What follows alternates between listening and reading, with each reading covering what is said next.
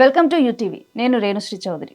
అయితే నిన్న చిన్నస్వామి స్టేడియంలో ఒక్కసారిగా కూడా ఆ తొక్కిసలాట ఘటన జరిగిన తర్వాత ప్రాబ్లం ఎక్కడుంది, ఈవెంట్ మేనేజింగ్ చేసిన వాళ్ళలో ఉందా, లేకపోతే గవర్నమెంట్ది ప్రాబ్లమా, ఇలా చెప్పి రకరకాల క్వశ్చన్స్ వస్తూ ఉన్నాయి. అండ్ ఇంకొకటి బాగా వినిపిస్తున్న పాయింట్ ఏంటంటే తర్వాత తీసుకొని వెళ్ళేటప్పుడు కూడా అంబులెన్స్ వెళ్ళడానికి క్రౌడ్ నుంచి బయటికి రావడానికి చాలా టైం పట్టింది. అంటే నథింగ్ బట్ ఎవాక్యుయేషన్ ఫెయిల్యూర్. ఇలా చాలా వినిపిస్తూ ఉన్నాయి. అసలు వీటన్నిటి నేపథ్యంలో అసలు నిన్న ఏం జరిగింది అనేది మనందరికీ తెలుసు గానీ, బట్ దాంట్లో ప్రాబ్లమ్ ఎక్కడ ఉందనేది మాత్రం చాలా మందికి అర్థం కావట్లేదు. బట్ ఏది ఏమైనప్పటికీ కూడా డెఫినెట్‌గా కూడా ఇప్పుడు ఇదొక అందరూ కూడా మాట్లాడుకుంటున్న టాపిక్ అవుతుంది. అసలు నార్మల్‌గా ఇప్పుడు ఒక ఈవెంట్ కండక్ట్ చేసేటప్పుడు ఏ పరిగణలోకి తీసుకుంటారు? ఆ ఎవాక్యుయేషన్ ఫెయిల్యూర్ ఏంటి? అదేవిధంగా క్రౌడ్ ఎక్కువగా వస్తే ఈ మధ్య తొక్కిసలాట ఘటనలు మనం చూస్తూనే ఉన్నాం. 'పుష్ప' మూవీ అప్పుడు తొక్కిసలాట ఘటన గానీ, చాలా తొక్కిసలాట ఘటనలు జరుగుతున్నాయి. అసలు ఇవన్నీ ఎందుకు జరుగుతున్నాయి? వీటన్నిటికి సంబంధించి కూడా 3 ఈవెంట్స్ వెంకట్ పాషం గారు సీఈఓ అండ్ ఫౌండర్ ఉన్నారిక్కడ. వారితో మాట్లాడదాము. మాట్లాడి క్లియర్‌గా కూడా మనం అసలు ఈవెంట్ మేనేజింగ్ ఎలా జరుగుతుంది? వీటన్నిటి గురించి కూడా డిస్కస్ చేద్దాం. హలో అండి. హాయ్ అండి. మీరు కూడా నిన్న న్యూస్ చూసే ఉంటారు. అవును, చూసారు. చాలా sad news, unfortunately it happened. అసలు ఎగ్జాక్ట్‌గా కూడా నిన్న జరిగిన ఈవెంట్ అంటే మీ దృష్టికొచ్చింది మీరు చెప్పండి. అంటే అక్కడ మొత్తం గూడా.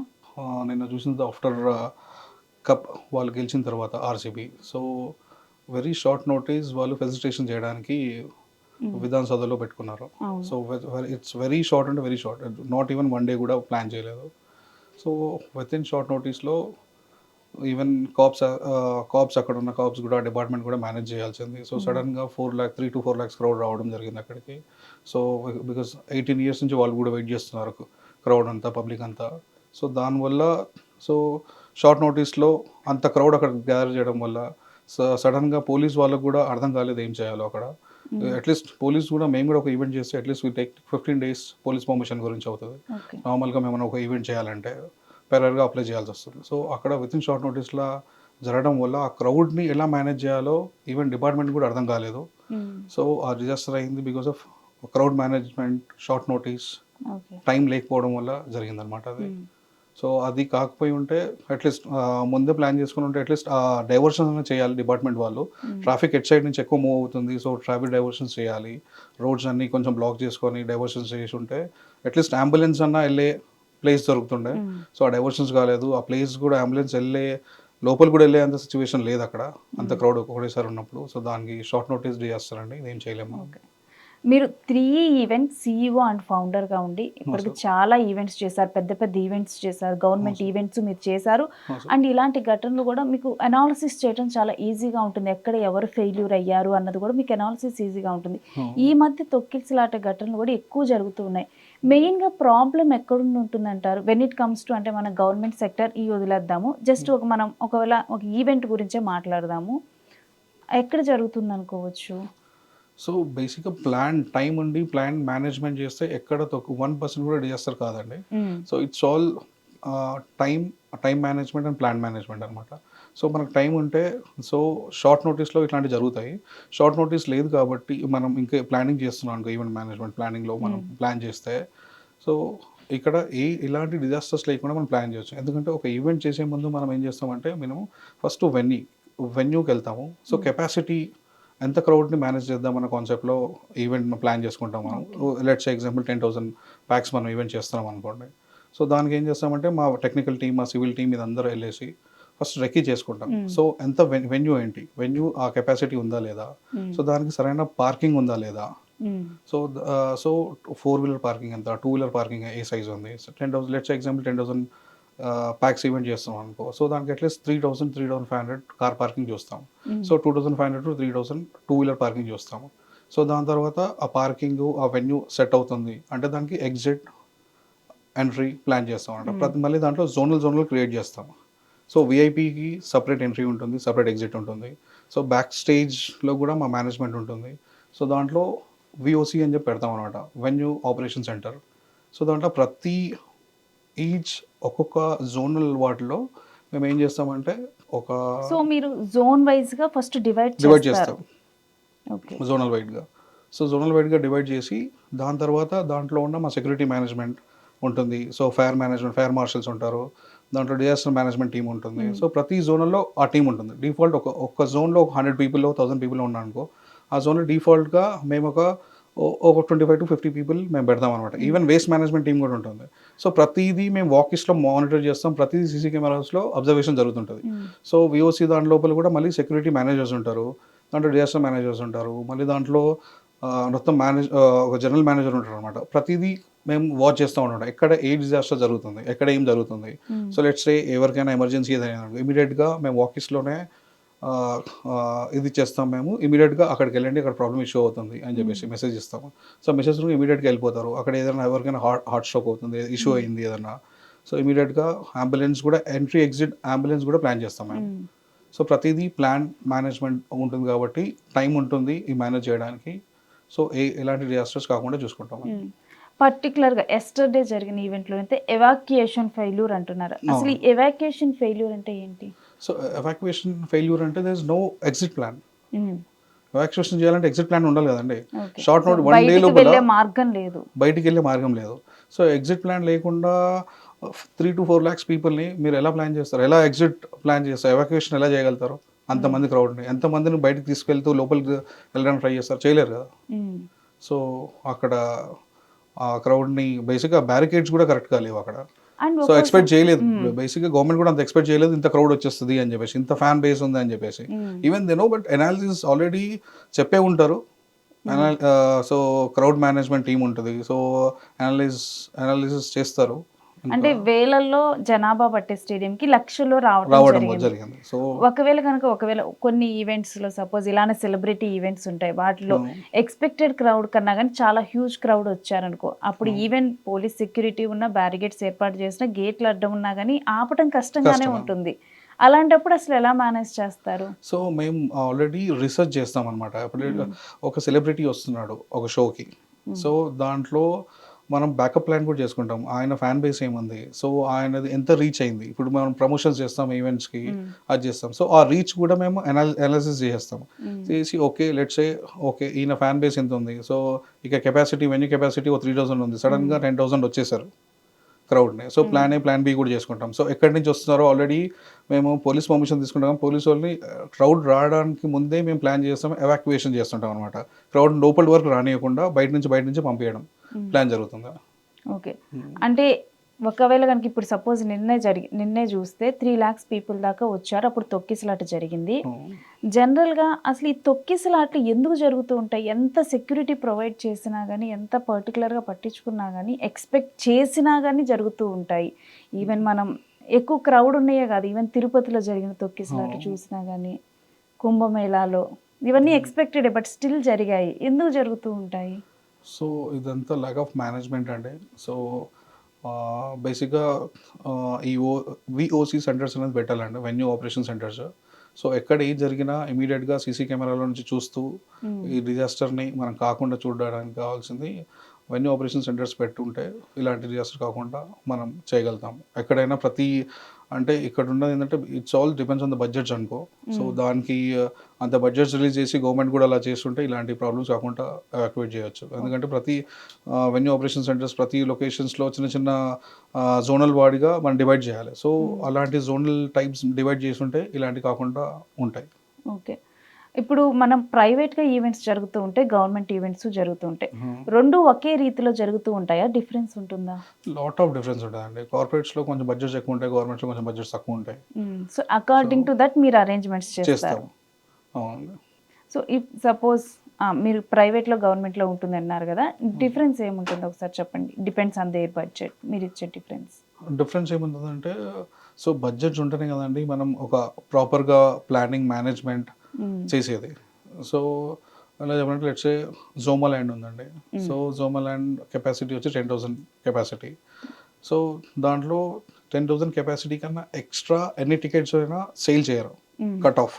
సో మేనేజ్మెంట్ వాళ్ళకి తెలుసు ఇంతకన్నా ఎక్కువ సేల్ చేయలేము మనం టికెట్స్, ఎందుకంటే అక్కడ పార్కింగ్ లేదు, ఒకటి పార్కింగ్ మేనేజ్మెంట్ ప్రాబ్లం అవుతుంది, క్రౌడ్ మేనేజ్మెంట్ ప్రాబ్లం అవుతుంది. సో ఆ క్రౌడ్ లేనప్పుడు మనం అంతకన్నా సేల్స్ చేయలేము కదా, వాళ్ళకి ఆల్రెడీ రెవెన్యూ వస్తుంది. రెవెన్యూ వచ్చినా చేయలేమంటే బికాజ్ ఆ కెపాసిటీ అంతే. సో దానికన్నా మనం చేయలేమన్నమాట. మనమే కాదు, ఈవెన్ డిపార్ట్మెంట్ కూడా అగ్రీ చేయదు. ఇక్కడ ఉన్న పోలీస్ డిపార్ట్మెంట్ కూడా ఇవన్నీ కెపాసిటీ ఉన్నప్పుడు అంతకన్నా ఎలా చేస్తావు? అసలు టికెట్స్ సోల్డ్ అవుట్ అనేది అక్కడనే కనిపించేస్తుంది. అలాగా. సో, అక్కడ ఏమైపోతుందంటే మనకు కొంచెం కార్పొరేట్స్‌లో వాళ్ళ కంపెనీస్‌లో ఫండ్స్ ఎక్కువ ఉంటాయి కాబట్టి, ఫండ్స్ గూడా ఫ్రీ హ్యాండ్ ఇస్తారు. సో, గవర్నమెంట్‌లో లిమిటెడ్ ఫండ్స్ ఉంటాయి. సో, ఆ ఫండ్స్‌లోనే మేనేజ్ చేయండి అంటారు. సో, దాని లోపల కొంచెం ప్రాబ్లమాటిక్ అవుతది. ఫండ్స్ వల్ల. సో, కొంచెం మనం ఏం చేస్తామంటే క్వాలిటీ కాంప్రమైజ్ కాము. కానీ ఉన్న దాంట్లో ఇంతే చేయగలుగుతాం అని చెప్పేసి డిపార్ట్మెంట్స్ పైనే వదిలేస్తారనమాట ఇంకా. సో, దాంట్లోనే ఆర్గనైజింగ్ కొంచెం కార్పొరేట్స్‌కి, గవర్నమెంట్స్‌కి ఈ ప్రాబ్లమ్ ఉంటది. ఒకవేళ ఇలాంటి పర్టిక్యులర్ ఇన్సిడెంట్స్ అయినప్పుడు గవర్నమెంట్‌ది తప్ప, ఎవరిది తప్ప అని చెప్పి విచారణ జరుగుతూ ఉంటుంది. అలాంటప్పుడు ఈవెంట్ మేనేజ్మెంట్ మీద కూడా కేసెస్ నమోదవుతాయా? అంటే డిపెండ్స్ అండి. So, experience event management companies ఉంటే ఇలాంటి ఏ ప్రాబ్లమ్స్ కావండి. ఆటి వరకు బేసిక్‌గా ఈవెంట్ మేనేజ్మెంట్ కంపెనీ అంటే safety first. Hmm. So, then only comes to event. Safety ఉంటేనే మేము ఈవెంట్ చేస్తామండి. సో, సేఫ్టీ కన్సర్న్ లేకుండా మేము ఏ ఈవెంట్ చేయం. మేము చిన్న కాన్ఫరెన్స్ ఒక 100-200 పీపుల్ కాన్ఫరెన్స్ ఉన్నా మేము బ్యాకప్ ప్లాన్‌కి ప్రతి ప్లాన్‌కి మేము ఫైర్ పర్మిషన్స్ తీసుకుంటాం, పోలీస్ పర్మిషన్స్ తీసుకుంటాం. దాని తర్వాత అంబులెన్స్ కూడా డిఫాల్ట్ పెడతాం. సో, అక్కడ ఏమైనా కావచ్చు. సో, 100 పీపుల్‌లో దాంట్లో మేబీ వాళ్ళ స్టాఫ్‌లో ఎవరికైనా సడెన్‌గా హార్ట్ స్ట్రోక్ రావచ్చు. సో, ఆ రిస్క్ మేనేజ్మెంట్ తీసుకోలేం కదా! సో, ప్రతీదీ safety management first, then comes to event management. And మెయిన్‌గా కూడా మీటింగ్స్ జరిగేటప్పుడు గానీ, ఈవెంట్స్ జరిగేటప్పుడు కూడా ఎంతమంది హాజరవుతారు అని చెప్పి ఒక అంచనా వేస్తారు. ఆ అంచనా అనేది ఎలా జరుగుతుంది? So, it's all pre planned అండి. సో, ఎంతమంది వస్తున్నారో క్లయింట్ గానీ, ఎనీ గవర్నమెంట్ ఇవ్వండి ముందే మేము ప్లాన్ చేసుకుంటాం కదండీ. సో, ఇంత సిట్టింగ్ ఉంది. సో, వీఐపీస్‌లో ఇంతమంది వస్తున్నారు. సో, దాని ప్రకారంగా వీఐపీ 100 పీపుల్ వీఐపీ వస్తున్నారు ఒక ఈవెంట్‌కి. సో, 100 పీపుల్ ఆల్రెడీ బ్యాకప్‌కి మేము ఇంకా 50 బ్యాకప్ ప్లాన్ చేసుకుంటాం. అట్‌లీస్ట్ 20-50% మేము బ్యాకప్ ప్లాన్ చేసుకుంటాం. సో, అది బ్యాకప్ ప్లాన్‌లోనే మేము వెన్యూ లేఅవుట్ కూడా అలానే ప్లాన్ చేసుకుంటాం. సో, సడెన్‌గా అడిషనల్ వీఐపీస్ వచ్చారు. ఎక్కువ వచ్చారు. ఎక్స్‌పెక్ట్ చేయకముందుకే. ఓకే. సో, దాన్ని కూడా బ్యాకప్ ప్లాన్ చేసుకొనే పెట్టుకుంటాం మేము. సో, ఏదైనా బఫర్ జోన్‌లో ఉంటామండి మేము. సో, ఇప్పుడు 10,000 పీపుల్ ఈవెంట్ జరుగుతుందని అనుకో, మేము ఆల్రెడీ ఆ 12,000కి ఎలా ప్లాన్ చేసుకోవాలని చూసుకుంటాం. 12,000-13,000. సో, అలాగా అట్‌లీస్ట్ 15-30% బ్యాకప్ ప్లాన్స్ ఉంటాయి మాకు. అండ్ ఈవెంట్‌కి ముందల అసలు ఏ డిపార్ట్మెంట్స్ నుంచి పర్మిషన్ తీసుకుంటారు? So, first comes to law and order అండి. ఫస్ట్ వాళ్ళకెళ్ళి ఫస్ట్ వెన్యూ రెక్కి చూపిస్తాం. అంటే 15 డేస్ ప్రయర్ పర్మిషన్ తీసుకోవాలి అది కూడా. ఓకే. హైదరాబాద్‌లో అయితే 15 డేస్ అండి. బిఫోర్ 15 డేస్ కన్నా ముందు నువ్వు పర్మిషన్ అప్లై చేసినా షార్ట్ నోటీస్‌లో కాదు. So, as per Hyderabad permissions norms. So, 15 days ముందు మేము పర్మిషన్స్ అప్లై చేస్తాము.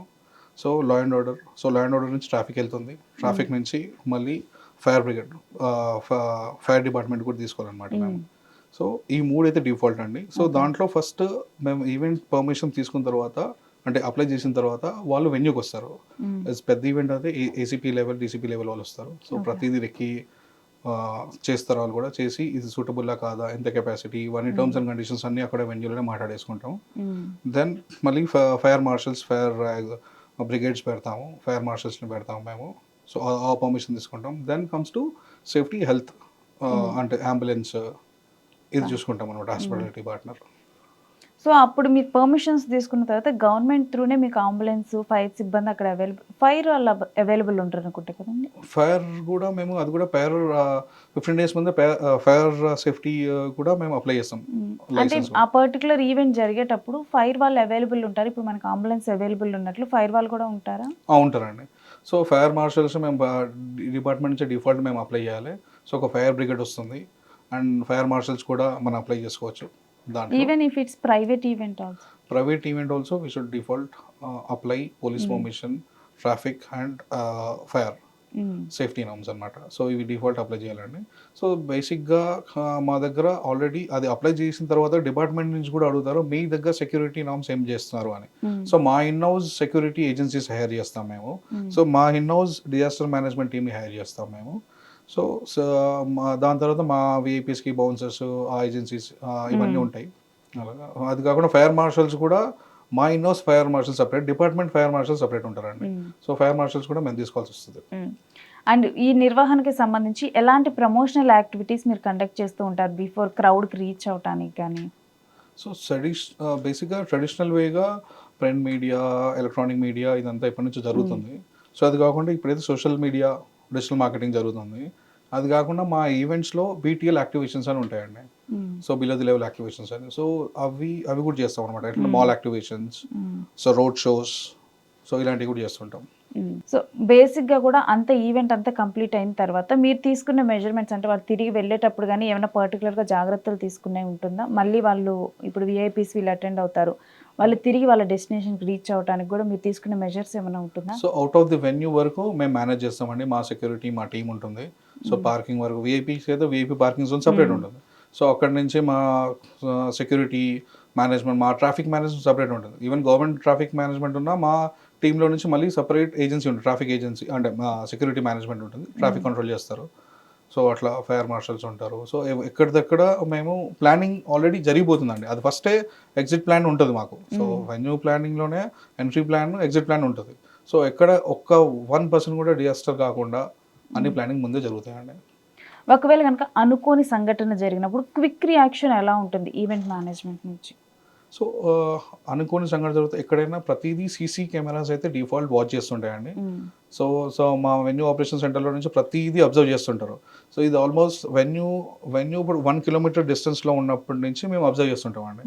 సో 1 కిలోమీటర్లో నుంచి మా సీసీ కెమెరాస్ రన్ అవుతుంటాయి. ఎక్కడ డిజాస్టర్ ఎక్కడ ఏమైనా అయిందా, ఏం జరుగుతుంది అక్కడ, ఒకవేళ సడన్గా ట్రాఫిక్ ఏదో చిన్న యాక్సిడెంట్ అయింది ఈవెంట్ అయిపోయిన తర్వాత, సో ఇమీడియట్గా మా యాక్షన్ టీమ్ 1 కిలోమీటర్ నుంచి అబ్జర్వ్ చేస్తూ ఉంటుంటారు, మా సెక్యూరిటీ అక్కడనే ఉంటుంది. సో ఇమీడియట్గా ఎక్కడ ఏం జరిగినా వాకీస్లో మాకు ఇమీడియట్ మెసేజ్ వచ్చేస్తుంది. విత్ ఇన్ సెకండ్స్ మా టీమ్స్, డిజాస్టర్ టీమ్ వెళ్ళిపోతుంది అనమాట. సో దాని లోపల అంబులెన్స్ వెళ్ళిపోతుంది, దాని లోపల మా ఫైర్ మార్షల్స్ వెళ్ళిపోతారు. ఎక్కడ ఏం జరిగినా ఇమీడియట్గా మా ఈవెంట్ ఏజెన్సీ ఉంటాయి అన్నమాట, ఏజెన్సీస్. సో దాన్ని ఇమీడియట్గా మెసేజ్ వెళ్ళిపోతుంది, అది సార్ట్ చేసేస్తాం, అక్కడిక్కడ ప్రాబ్లమ్ సొల్యూషన్ సార్ట్ అయిపోతుంది.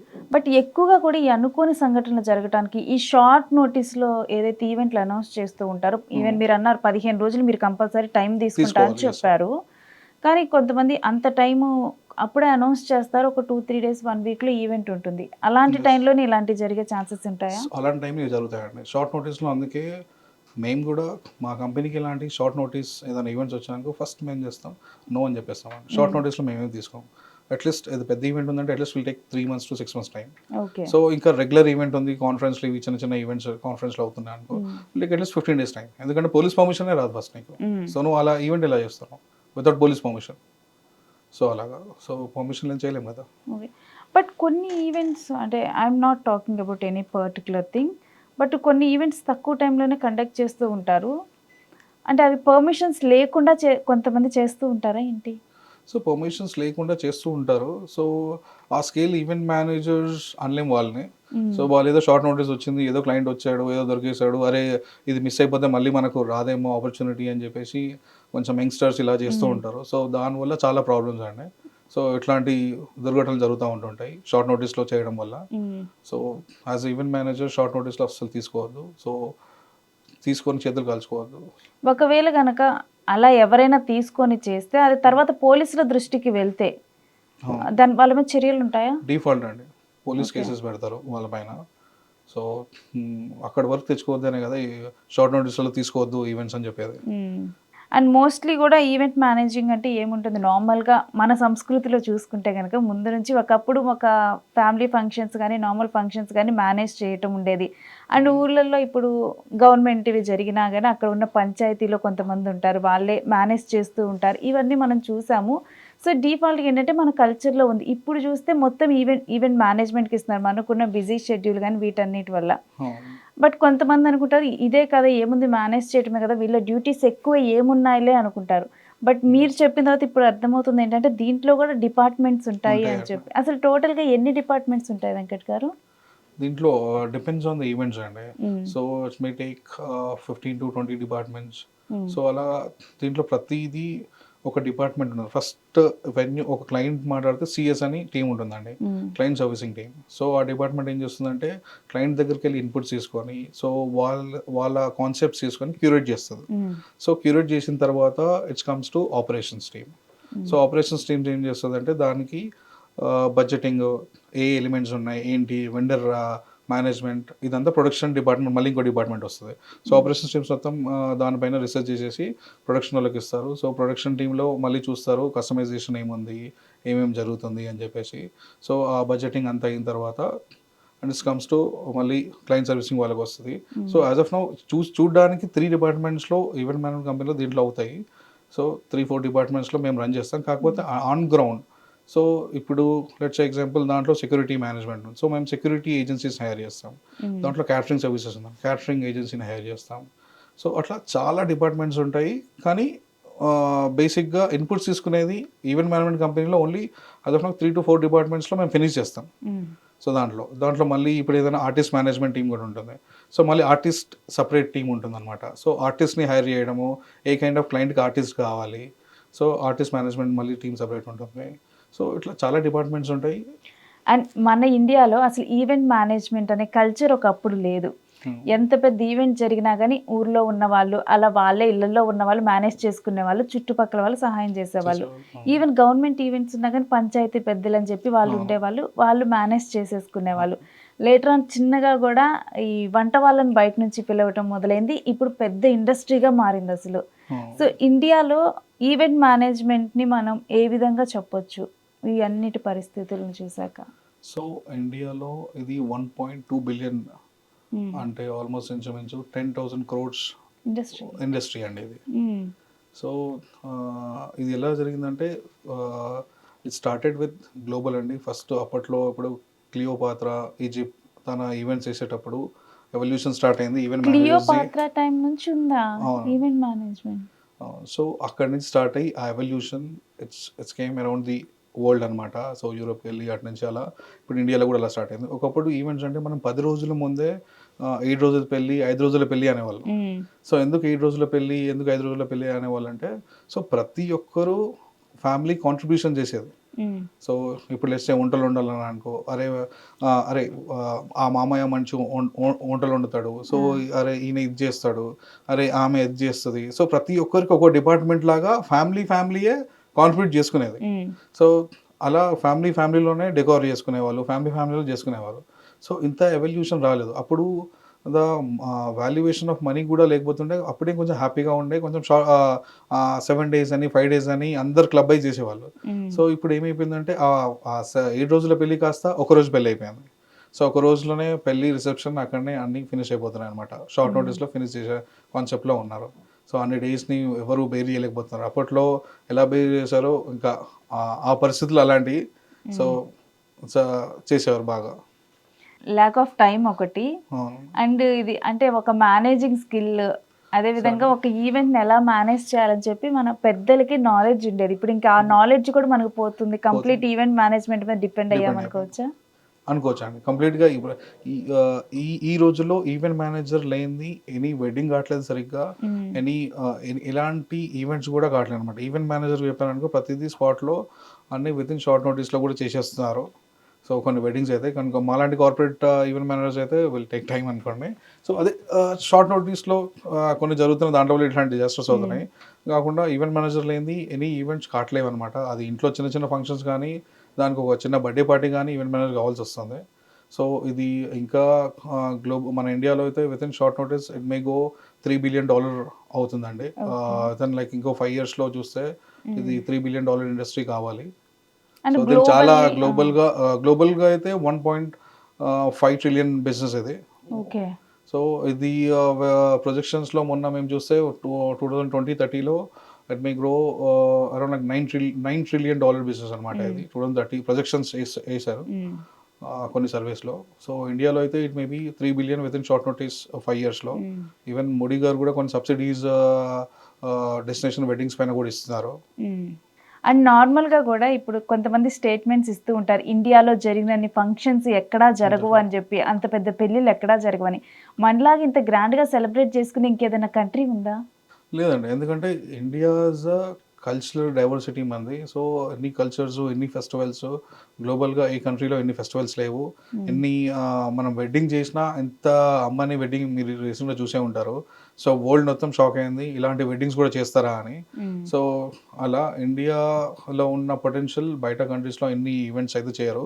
సో మన Indian event managers they go throughout గ్లోబల్గా వెళ్ళి చేస్తున్నారు. అది యూఎస్ కానీ, యూకే కానీ, ఎనీవేర్ ఇన్ ఐలాండ్ కూడా event managers from India, from Hyderabad people are doing travelling globally and doing events globally అనమాట. మేబీ ఇండియాలో ఈవెంట్ చేస్తే గ్లోబల్లో ఎక్కడైనా చేయగలరేమో, because we have different kind of crowd attending that event.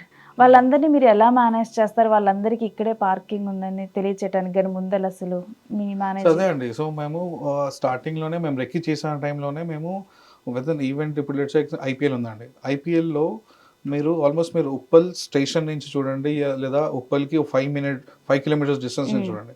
ప్రతి ఏరియాలో మీకు సైనేజ్ కనిపిస్తుందండి. ఓకే. సో ఎంట్రీ అవుతుంటే వే to north zone, way to east zone అనే సైనేజెస్ ఉంటాయి.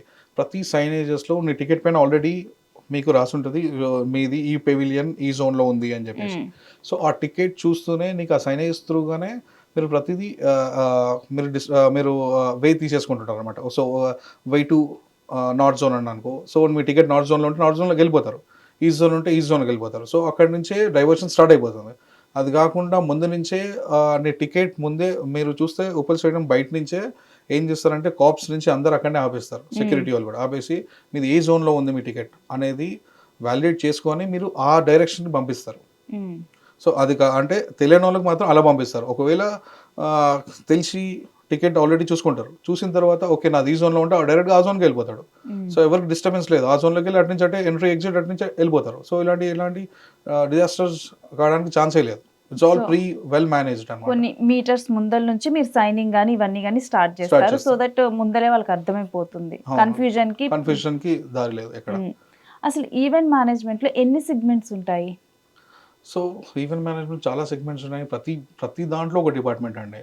సో ఇది ఈవెంట్ మేనేజ్మెంట్ అనేది ఒక సముద్రం లాంటి చెప్పొచ్చు. ప్రతి దాంట్లో ఒక డిపార్ట్మెంట్‌ని యాడ్ ఆన్ అవుతూనే ఉంటది. సో మనం ఒక స్పోర్ట్స్ ఈవెంట్స్ తీసుకున్నాం అనుకో, దానికి స్పోర్టైన్మెంట్లో నుంచి సెపరేట్ ఉంటారు. ఫ్యాషన్ ఈవెంట్ తీసుకున్నాం అనుకో, ఫ్యాషన్ నుంచి సెపరేట్ ఉంటారు అనమాట. లెట్స్ సే ఒక ఫ్యాషన్ ఈవెంట్ చేయాలని అనుకోండి. సో ఫస్ట్ మనం ఏం చూస్తామంటే ఫస్ట్ మొత్తం షో ప్లాన్ చేసుకుంటాం మేము. షో ప్లాన్ చేసుకొని క్లయింట్కి కావాల్సింది ఏంటి, సో వాళ్ళ ఇన్పుట్స్ తీసుకుంటాం. దాంట్లో సిఎస్ అనే ఒక టీం ఉంటుంది. దాంట్లో ఆపరేషన్స్ టీం ఉంటుంది. దాంట్లో డైరెక్టర్స్ ఉంటారు. దాంట్లో మళ్ళీ ప్రొడక్షన్ టీం ఉంటుంది. వాళ్ళకి కావాల్సిన స్టేజ్ ఇదంతా చేయడానికి, సో ప్లాన్ చేయడానికి. అది కాకుండా మళ్ళీ ఆర్టిస్ట్ మేనేజ్మెంట్ ఉంటుంది. సో ఆర్టిస్ట్ మేనేజ్మెంట్లో ఏ మోడల్స్ ఎవరు సెట్ అవుతారు దానికి ఆ ప్రోడక్ట్స్కి అనేది. సో అలా మళ్ళీ ప్రతిదీ దాని లోపల మళ్ళీ సెక్యూరిటీ మేనేజ్మెంట్ సెపరేట్ ఉంటుంది. సో ఇంకా హౌస్ కీపింగ్ కూడా మా దాంట్లో ఒక డిపార్ట్మెంట్ అనమాట. సో వేస్ట్ మేనేజ్మెంట్ చేయడానికి. సో ప్రతిదీ చాలా టైప్స్ ఆఫ్ డిపార్ట్మెంట్స్ ఉంటాయి. సో ప్రతి సెగ్మెంట్కి ఒక డిపార్ట్మెంట్ యాడ్ ఆన్ అవుతూనే ఉంటుంది. దీనికి ఇన్ని డిపార్ట్మెంట్స్ అని చెప్పలేమండి. అంటే సెగ్మెంట్స్ ఇప్పుడు స్పోర్ట్స్ అంటే ఈవెంట్స్లో చేసేవాళ్ళు ఇప్పుడు స్పోర్ట్స్ ఈవెంట్ చేసేవాళ్ళు ఓన్లీ స్పోర్ట్స్ చేస్తూ ఉంటారా, లేకపోతే వేరే సెగ్మెంట్ ఈవెంట్స్ కూడా వాళ్ళు చేస్తూ ఉంటారా? సో స్పోర్ట్స్ చేస్తుంటారు, వేరే సెగ్మెంట్స్ కూడా చేస్తుంటారు, అట్లా ఏం లేదు.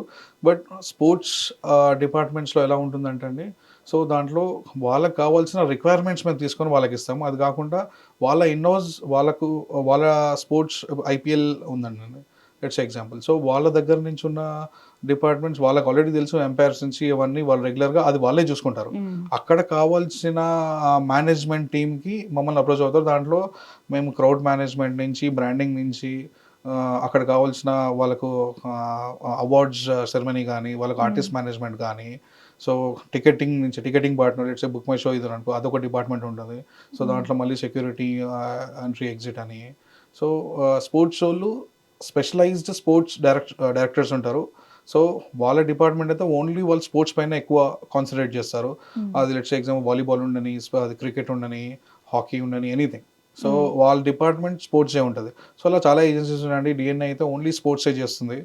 సో అలాగా. సో అంటే ఇప్పుడు ఇన్ని సెగ్మెంట్స్ ఉన్నాయి కదా, ఎక్కువ టఫెస్ట్ జాబ్ ఏదనిపిస్తుంది? ఈ సెగ్మెంట్స్లో ఏ సెగ్మెంట్ చాలా టఫ్ అనిపిస్తుంది? సో ప్రొడక్షన్ టీమ్ అండి. సో ప్రొడక్షన్ టీమే కొంచెం టఫెస్ట్ అనమాట. ఎందుకంటే ఆపరేషన్స్ అండ్ ప్రొడక్షన్స్ వీళ్ళకే ఆల్వేస్ ఉంటుంది. అండ్ క్లయింట్ సర్వీసింగ్కి ప్రొడక్షన్ ఆపరేషన్స్ టీమ్కి ఎప్పుడు పడదు అనమాట. ఎందుకంటే క్లయింట్ సర్వీసింగ్ ఉన్న టీం ఆల్వేస్ వాళ్ళు ఏం చేస్తారంటే క్లయింట్ దగ్గర నుంచి ఏదో బ్లైండ్ కమిట్మెంట్ ఇచ్చేస్తారు. ఇది ఓకే మేము ఇది చేసేస్తానని చెప్పేసి షార్ట్ నోటీస్లో మేము మనం కస్టమైజ్ చేసి షార్ట్ నోటీస్లో చేయాలంటే చాలా ప్రాబ్లం అవుతుంది. సో ఆన్ గ్రౌండ్ ఫేస్ చేసేది ఆపరేషన్స్ అండ్ ప్రొడక్షన్ టీమ్ అనమాట. సో అక్కడనే క్లయింట్ సర్వీసింగ్కి ఎందుకు బ్లైండ్ కమిట్మెంట్ ఇచ్చావు నన్ను అడగకుండా అని చెప్పేసి ప్రొడక్షన్కి ఆపరేషన్స్ టీమ్కి ఒక చిన్న క్లాసెస్ జరుగుతూ ఉంటుంటాయి. కానీ అయినా end of the day short notice అయినా డే అండ్ నైట్ అయినా కూర్చొని పని వర్క్ చేయించి కస్టమర్ ఇంపార్టెంట్ అండి, client important. So client satisfaction చాలా ఇంపార్టెంట్. సో డిఫాల్ట్గా అది చేసే తీరుతాం మేము. కమిట్మెంట్ ఇచ్చామంటే స్ట్రిక్ట్ టు కమిట్మెంట్. అండ్ ఏ కైండ్ ఆఫ్ ఈవెంట్స్ ఎక్కువ టఫ్ అనిపిస్తాయి మేనేజింగ్లో కానీ? పొలిటీషియన్స్ కొంతమంది పొలిటీషియన్స్ కూడా సెలబ్రిటీ ఫేసెస్ ఉన్నారండి. Yeah. సో దాంట్లో కూడా ఒకటేసారి క్రౌడ్ రావడం, పైన పడిపోవడం ఇట్లాంటివి జరుగుతుంటాయి. కాకపోతే ఆ టైంలో కూడా మా బౌన్సర్స్ మేము ప్లాన్ చేసేసుకుంటూ ఉంటాము బ్యాక్ ఎండ్కి ప్రతిదీ. సో రోప్ వేసేసుకుంటాం, ఎవరు జోన్ లోపల రాకుండా, సెలబ్రిటీ అయినా ఇదైనా. సో మేనేజ్ చేసేస్తామండి, అట్లేం లేదు. ఇట్లాంటి పొజిషన్ వరకు ఎవరు తెచ్చుకోరు. అండ్ ఇంకొకటి ఏంటంటే నేను అబ్జర్వ్ చేసింది కొంతమంది స్టేజ్ కట్టడంలో అంటే మనం 2-3 ఇన్సిడెంట్స్లో మనం చూసాము పొలిటీషియన్ స్టేజ్ మీద నుంచి పడిపోవటము. అండ్ కేరళలోనైతే ఒక పొలిటీషియన్ ఆమె లేడీ తను పడిపోయి స్టేజ్ మీద నుంచి చనిపోయారు. ఎందుకంటే ఆ స్టేజ్ చాలా హైట్లో కట్టారు. కట్టి చివరి ఎడ్జ్లో కూడా కనీసం ఒక మనిషి మూవ్ అవటానికి కూడా ప్లేస్ ఉంచలేదు. ఆ కైండ్ ఆఫ్ మిస్టేక్స్ అసలు ఎందుకు జరుగుతూ ఉంటాయి మోస్ట్లీ? సో ఈ మిస్టేక్స్ ఇట్స్ ఆల్ ఇంకా ఇది ఈవెంట్ మేనేజ్మెంట్ అన్ఎక్స్పీరియన్స్ స్ట్రాటజీస్ అండి ఇది. సో అన్ఎక్స్పీరియన్స్ ఉన్న ఈవెంట్ మేనేజర్కి తెలియదు ఎట్లా ప్లాన్ చేయాలనేది. లెట్స్ సే స్టేజ్లో చాలా టైప్స్ ఆఫ్ స్టేజెస్ ఉంటాయండి. సో కొంతమంది స్టేజెస్ ఏంటంటే నేను చూస్తే కొన్ని పొలిటికల్ పార్టీ స్టేజెస్ చూస్తుంటే వాళ్ళు బల్లీస్తో కట్టేస్తారు, లోకల్ టెంట్ హౌస్ షోకేస్తో చేసేస్తారు. అంటే ఏంటి ఇప్పుడు ఒక కర్రకి మధ్య ఒక తాడు కట్టేసి ఏదో కట్టేసి సపోర్ట్ చేసి చేస్తారు. సో సో అక్కడ అట్లాంటి డిజాస్టర్స్ జరుగుతూ ఉంటుంటాయి. సో ఆ స్టేజ్ మేనేజ్మెంట్ అనేది కూడా చాలా ఇంపార్టెంట్ అనమాట. Choosing right vendor in right place. So అది చాలా ఇంపార్టెంట్ అనమాట. సో దీంట్లో స్కాఫోల్డ్ స్టేజ్ ఉంటుంది, నువ్వు ఎంత హైట్ అయినా స్టేజ్ చేయొచ్చు. సో దాంట్లో కూడా స్టేజ్ మెటీరియల్ కూడా ఇంపార్టెంట్. సో జర్మన్ స్టేజ్ ఉంటుంది, స్కాఫోల్డ్ స్టేజ్ అని చాలా స్టేజ్ టైప్స్ ఉన్నాయండి. సో దాంట్లో సో నువ్వు ఎంత కెపాసిటీ స్టేజ్ కూడా చేస్తుందని ఇంపార్టెంట్ అనమాట. సో నువ్వు ఒక పొలిటికల్ లెట్స్ సీఎం ఈవెంట్ ఏదైనా చేస్తున్నాం అనుకోండి మనము. సో అక్కడ ఏమవుతుందంటే R&B డిపార్ట్మెంట్ వస్తుంది, ఫిట్నెస్ సర్టిఫికేట్ అవుతుంది, స్ట్రక్చర్ ఇంజనీర్ ఉంటారు మా దగ్గర. సో మా సివిల్ మా లేఅవుట్స్ మా దాంట్లో మా స్ట్రక్చర్ ఇంజనీర్ ఉంటాడు. సో స్ట్రక్చర్ ఇంజనీర్ అంటే ఆ స్ట్రక్చర్ ఫిట్నెస్ చూస్తాడు, అవుతుందా లేదా, అది కరెక్ట్ ఫిట్ ఉందా లేదా. మా టీం నుంచే మేము ఆల్రెడీ ప్రీ ప్లాన్ ఉంటాం. సో దాని తర్వాత ఒక సీఎం ఈవెంట్ అవుతుందంటే పక్కా ఫస్ట్ లా అండ్ ఆర్డర్ వచ్చేస్తారు, స్టేజ్ ఫిట్ ఉందా లేదా అని చెక్ చేస్తారు. వాళ్ళకి చిన్న డౌట్ ఉన్నా సో వాళ్ళు ఏం చేస్తారు, R&B డిపార్ట్మెంట్ వీళ్ళకి పిలుస్తారు. సో వాళ్ళు వస్తారు, వాళ్ళు వచ్చి స్టేజ్ ఫిట్ ఉందా లేదా అని చెక్ చేసుకుంటారు. సో చెక్ చేసుకున్న తర్వాతనే ఆ ఈవెంట్ అవుతుంది. సో ఇదంతా ప్లాన్ చేసిన తర్వాతనే ఉంటుంది. వితౌట్ ప్లానింగ్గా కొన్ని డిజాస్టర్స్ అయ్యాయి. నేను కూడా చూసాను, కొన్ని స్టేజ్ పడిపోవడం, పైనుంచి హ్యాంగింగ్ చేసి అంటే పైనుంచి ఏదో చేద్దాం అనుకొని సెలబ్రిటీ గెస్టర్స్ ఇవన్నీ జరుగుతాయి. సో సెలబ్రిటీస్ కాకుండా కొంతమందికి అవుతుందంటే అది ఈవెంట్ మేనేజర్ ఫెయిలియర్. సో కొన్ని రిగ్గింగ్స్ ఉంటాయన్నమాట. ఆ రిగ్స్తోని ప్రాపర్గా తెలియకుండా ఏదో చేసేద్దాంలే అని చెప్పేసి కొంతమంది బ్లైండ్గా చేసేస్తారు. సో దానికి కూడా స్ట్రక్చర్ ఇంజనీర్ రిగ్గర్స్ ఉంటారనమాట. సో స్పెషలైజ్డ్ రిగ్గర్స్తోనే ఆ ప్లాన్ చేయాలన్నమాట, ఆ పుల్లీసు ఆ రిగ్గీస్. సో ఎలా పడితే అలా చేస్తే ఇలాంటి డిజాస్టర్స్ అవుతాయి. అండ్ ఇవే కాకుండా ఈవెన్ కలర్స్ రావడానికి ఇలా మనం క్రాకర్స్ లాంటివి స్టేజ్ మీద యూస్ చేస్తూ ఉంటాము. అవి ఒకటి, మళ్ళీ మన క్యాండిల్స్ వాటి నుంచి కూడా ఫైర్ క్యాచ్ అవుతుంది.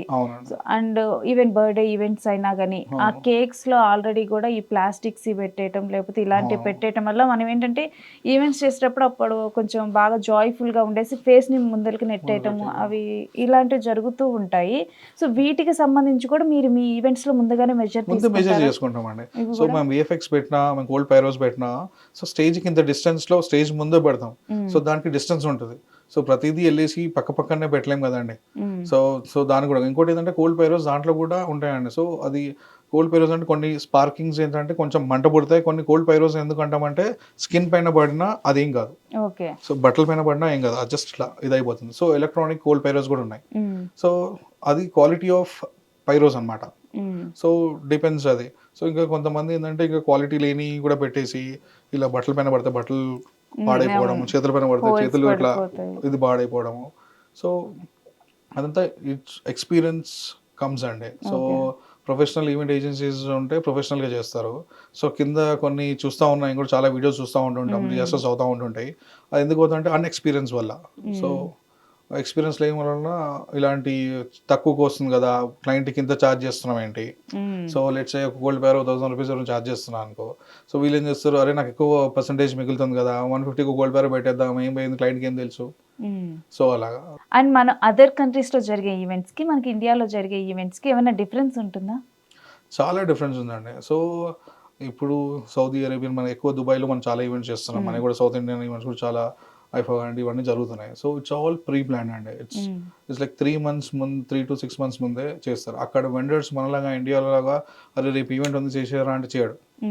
సో వాళ్ళు కూడా ముందే మనం షీట్ ఇవ్వాలి. సో నాకు ఇది రిక్వైర్మెంట్ ఉంది, ఈ రిక్వైర్మెంట్ మనం చేయాలి, ముందే డిజైన్స్ అన్ని ఫైనల్ అయిన తర్వాత అక్కడికి వెళ్తేనే ఆ వెండర్స్ ప్రతి వెండర్ కూడా షార్ట్ నోటీస్ వర్క్స్ చేయడు ఇండియాలో లాగా. సో ఇండియాలో వెరీ షార్ట్ నోటీస్లో ప్లాన్ అయిపోతాయి, కొన్నిసార్లు ఆన్ స్పాట్లో కావాలంటారు. అక్కడ వెండర్స్ అలా చేయరు. నువ్వు నాకు షీట్ వచ్చింది నేను ఇదే చేస్తా, నాకు టైం లేదు. సో వాళ్ళు అక్కడ ఓన్లీ 8 hours చేస్తారు అక్కడ జాబ్, ఇక్కడ 24/7 చేస్తారు. డిఫరెన్స్. క్రౌడ్ కూడా కొంత అవేర్ అవ్వాలంటారా ఇప్పుడు ఎక్కువ హ్యూజ్ గ్యాదరింగ్స్కి వెళ్ళేటప్పుడు కూడా, ఎస్పెషల్లీ ఈ నార్మల్గా కొంత టైము మనం ఏదన్నా ఎక్కడ పెద్ద క్యూ లైన్లో నుంచోవాలంటేనే చిరాకు వచ్చి ఇంటికి వెళ్ళిపోతారు. అలాంటిది ఎస్పెషల్లీ ఇలా సెలబ్రిటీ ఈవెంట్స్ ఇవి జరిగేటప్పుడు అంత పేషెన్స్తో వాళ్ళు వెళ్ళి అక్కడ నుంచొని ఎంతమంది క్రౌడ్ ఉన్నా కానీ ఊపిరి ఆడకపోయినా కానీ అక్కడ ఉంటారు. అలాంటి సిచ్యువేషన్స్ మీరు చూసారా మీ ఈవెంట్స్లో? మా ఈవెంట్స్లో అక్కడ కొన్నిసార్లు అవుతుంటాయండి. సో కానీ మరీ అంత వర్క్ రానియకుండానే మేము ప్లాన్ చేసి అసలు ఎవాక్యువేట్ చేస్తాం. కానీ నేను వేరే సినారియోలో చూసాను. మా ఈవెంట్లో ఇప్పటి వరకు నేను చూసింది లేదు. వేరే వాళ్ళ ట్రోల్స్లో అక్కడిక్కడ చూస్తుంటాం. మోస్ట్లీ మొన్న ఈ మూవీస్లో చూస్తూ ఉంటా సంధ్యా థియేటర్లో. సో అది చాలా పెద్ద డిజాస్టర్ అండి. సో అది ఏమైపోతుందంటే అక్కడ ఫ్యాన్స్ ఓవర్ హైప్ అయిపోయి వెళ్ళిపోతారు. అక్కడ పోలీస్ పర్మిషన్ తీసుకుంటారు అంతే. సో అక్కడ ఈవెంట్ మేనేజర్ ఏం పనికిరాడు. అక్కడ ఈవెంట్ మేనేజర్ ఉండడు పబ్లిక్ ని చేయడానికి హార్డ్లీ నాకు తెలిసి ఒక 20 people కాప్స్ ఉన్నా అనుకో. సో అక్కడ వచ్చేది వేల సంఖ్యలో వచ్చేస్తారు. థియేటర్ కెపాసిటీ 1000 కూడా ఉండదు ఆడ. సో దానికి ఒక 10,000 మంది వచ్చేసి నేను వెళ్తా అని టికెట్ దొరికిందా లేదా ఫ్యాన్ బేస్ అరే నా సినిమా ఫస్ట్ షో చూడాలని ఫుల్గా వెళ్ళిపోయేసి మొత్తం స్ట్రక్ అయిపోతారు. అక్కడ ఊపిరి కూడా ఆడదు. అలాంటి మూమెంట్స్ నేను చాలా చూశాను. అది మోస్ట్లీ సెలబ్రిటీ ఈవెంట్స్లోనే ఇలాంటివి జరుగుతూ ఉంటాయి. అంటే మనలో కూడా కొంత మార్పు రావాల్సిన చాలా ఉందండి. సో అది బేసిక్గా కొంచెం గవర్నమెంట్ కూడా చనువు తీసుకొని ఇలాంటి అవేర్నెస్ క్రియేట్ చేస్తుండాలి. ఏదైనా ఈవెంట్స్ జరుగుతుందంటే ముందే వాళ్ళ క్యాంపెయిన్స్ అది ఇలాంటివి చేస్తూ ఉండాలి. పర్టికులర్ ఆ జోన్స్లో ముందే చూసుకొని ఉండాలి, సేఫ్టీ నార్మ్స్ తీసుకోవాలి, అది ఇది అని చెప్పేసి.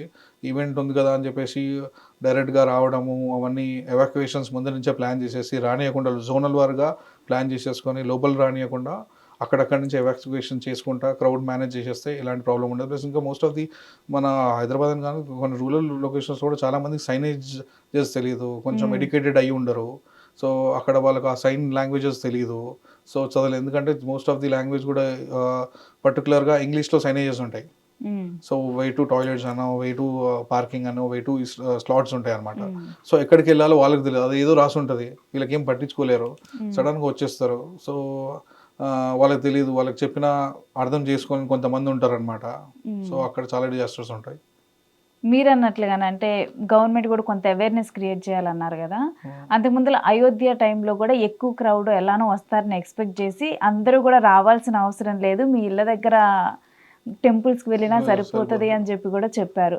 సో మేబీ ఈ కైండ్ అంటే ఇప్పుడు పర్టికులర్ మన జరిగిన ఆర్సీబీ విషయంలో చూసుకున్నా కానీ అందరూ ఆ విజయంలో పార్ట్ అవ్వాలని చెప్పేసి ఒకసారిగా పరేడ్ క్యాన్సిల్ చేసేసరికి అక్కడికి వెళ్ళిపోవడం జరిగింది చిన్నస్వామి స్టేడియంకి. అదే సెలబ్రేషన్ ఇంట్లో కూర్చొని కూడా ఆర్సీబీ అక్కడికి వచ్చిందని చూసి చేసుకోవచ్చు. సో అదే అండి. సో అది షార్ట్ నోటీస్లో బేసిక్గా అది చేయాల్సిన ఈవెంట్ కాదు అది. ఎందుకంటే ప్లేయర్స్ అందరూ షార్ట్ నోటీస్లో మళ్ళీ ప్లేయర్స్ ఉంటారో లేదో అన్న, ఎందుకంటే అంత ఇంటర్నేషనల్ ప్లేయర్స్ ఉన్నారు కదా. సో అక్కడ ఏదో వాళ్ళు వెళ్ళిపోయే మూమెంట్లో ఉన్నారన్న కాన్సెప్ట్లో ఏదో చేసేద్దామని చెప్పి చేసినట్టు ఉంది. ఒక్క రోజులో ఎలా చేస్తారండి ఎవరైనా ఈవెంట్. సో అది కూడా 18 years నుంచి వెయిట్ చేసి చేయడం కూడా ఇది. సో అక్కడైతే అంచనాలని మేబీ అంచనా వేయటంలో ఫెయిల్ అయ్యారు అనుకోవచ్చా? అంటే అంచనా వేయడంలో ఫెయిల్ అవుతూ డిఫాల్ట్ అయ్యారు. షార్ట్ నోటీస్లో ఇలాంటివి చేస్తే ఈవెంట్స్ అనేది ఇలాంటివి పక్కా అవుతాయండి. థ్యాంక్ యూ వెంకట్ గారు, యూటీవీ స్టూడియోకి వచ్చి ఈ పర్టికులర్ ఇన్సిడెంట్ గురించి చెప్పారు. అసలు ఈవెంట్ మేనేజ్మెంట్ అంటే ఏంటి అన్నది కూడా, అదేవిధంగా ఇండియాలో గ్లోబల్గా అసలు దీనికి ఎంత మార్కెట్ ఉందని కూడా చెప్పారు. థ్యాంక్స్ అండి. థ్యాంక్స్ ఫర్ ఇన్వైటింగ్ us అండి. Thank you.